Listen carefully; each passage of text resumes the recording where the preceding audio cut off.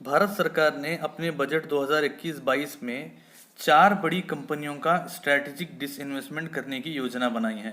Disinvestment यानी सरकार अपनी भागीदारी इन अपनी सरकारी कंपनियों से बेचती है, और अगर स्ट्रैटेजिक डिसइन्वेस्टमेंट किया जाए तो सरकार पूरे मैनेजमेंट कंट्रोल के साथ इन कंपनियों को बेचती है। साधारणतः डिसइन्वेस्टमेंट दो प्रकार के होते हैं। एक सिंपल डिसइन्वेस्टमेंट, जहां सरकार 51% की अपनी भागीदारी या स्टेक बचाकर बचे हुए शेयर्स को बेचकर पैसा कमाती है।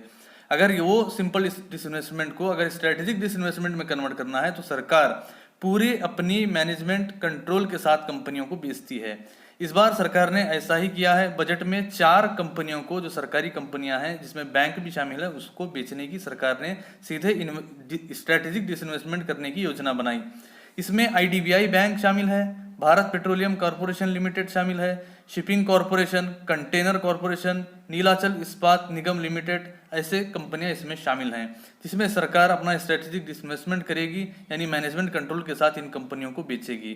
साथ ही साथ सरकार ने एफडीआई को इंश्योरेंस सेक्टर में अब 74% की अनुमति दे दी है।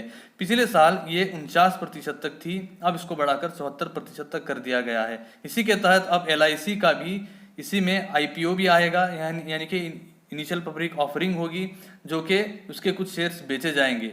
इसलिए इस बजट को, सरकार के इस फैसले को एक तरीके से सेल वाला बजट भी कहा जा रहा है, क्योंकि सरकार ने कई कंपनियों को बेचा है।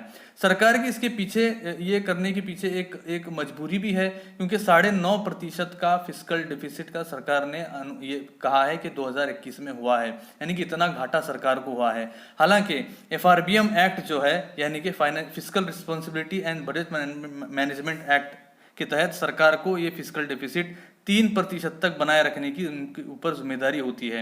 ये 9.5% तक गया। ये 9.5% यानी किसका? भारत की कुल जीडीपी का। और इस हिसाब से सरकार को ये 3% तक लाना है, तो सरकार अब इसे कम करके 6.8% रखने की एक सरकार की कोशिश रहेगी। 2022 तक ये बजट में घोषणा की गई है, और धीरे धीरे करके यानी कि 2025 तक इसे 4.5% तक लाने की सरकार की योजना रहेगी, सरकार की कोशिश रहेगी। इसीलिए इस बार सरकार का, क्योंकि ये एक इतना ज्यादा घाटा होने का सबसे बड़ा कारण कोविड-19 था, क्योंकि इसमें काफ़ी सारी योजनाएं सरकार को लानी पड़ी।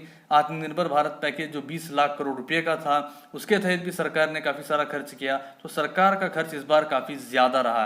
अब इसको वापस से पटरी पर लाने के लिए, इसको वापस से नॉर्मल लाने के लिए, नॉर्मल बनाने के लिए सरकार को अब कुछ कंपनियों को बेचना पड़ रहा है। सरकार ने कहा है कि हम 80,000 करोड़ रुपए वापस से मार्केट में उठाएंगे, वापस से लेंगे, और इसके लिए 2-3 महीनों में वो मार्केट में जाएंगे। यानी कि सरकार बाजार से कर्ज लेगी, और इसकी वजह से अब हो सकता है कि जो दूसरे कर्ज होंगे, जो आम आदमी को चाहिए होंगे, अब वो महंगे हो सकते हैं या बढ़ सकते हैं।